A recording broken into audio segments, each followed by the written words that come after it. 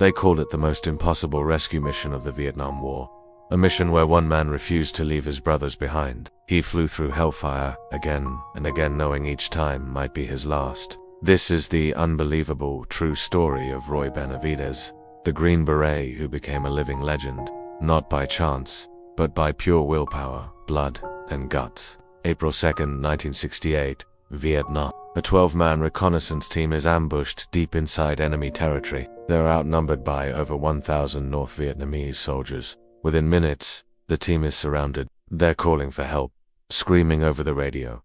If no one gets to them fast, they'll be wiped out. At the base nearby, Roy Benavidez hears the call. He wasn't even on duty, but without hesitation, he grabs his gear, jumps on a helicopter, and takes off without orders. He knows exactly what he's flying into. He knows he might not come back, but that doesn't matter. His brothers are out there. When the helicopter reaches the combat zone, the enemy is everywhere. Bullets fill the sky. The chopper can't land, so Roy jumps into gunfire, alone. He runs 75 meters under open fire, gets hit in the leg, but keeps moving. He finds the wounded men, begins dragging them back one by one. He's shot again in the face, the head, the stomach. He's stabbed with a bayonet. Grenade shrapnel tears through his back. But he keeps fighting, bleeding, blinded in one eye. He keeps loading the wounded into helicopters, shielding them with his own body. He radios air support. He fires at the enemy. He carries soldiers twice his size. He refuses to stop. 6 hours of pure hell. Roy is hit 7 times. When the final chopper arrives, he climbs in barely conscious. His body is so destroyed that the medics think he's already dead.